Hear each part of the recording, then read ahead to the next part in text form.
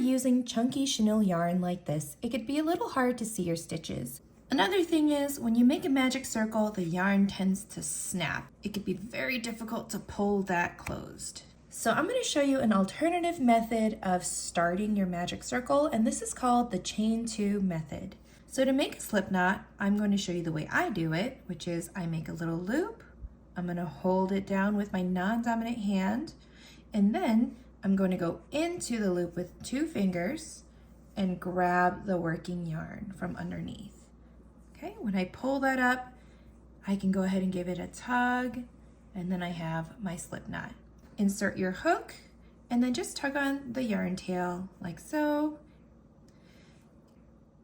and that'll tighten up that loop nicely. Now we're going to chain 2, so grab your working yarn and wrap it around your index finger. I like to hold down on the yarn with my 3 fingers, and then you're going to use the shorter tail kind of as support to hold everything in place. To chain 1, we're going to yarn over and then pull a loop through the first loop, and you can see our first chain there.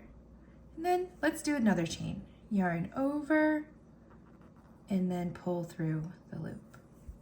So you can see on the side, if we're counting our stitches, this is our first chain and this is the second chain. This on the bottom here is just from the slip knot, so don't confuse that as one of the chains. And then we're going to work our 6 single crochet stitches into that second chain from the hook.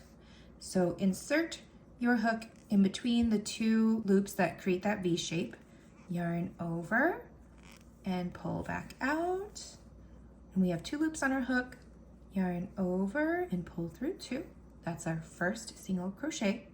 Go into the same hole, yarn over, pull through, yarn over, pull through 2. And then we're going to do that 4 more times. Rotating my piece, go in again, yarn over, pull through the hole, yarn over, and pull through 2. Again, insert your hook, yarn over, pull through the hole, yarn over, and pull through 2.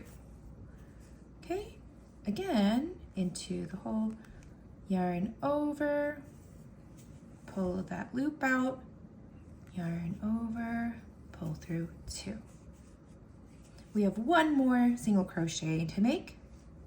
Into the center, yarn over, pull that loop out, yarn over, and pull through 2.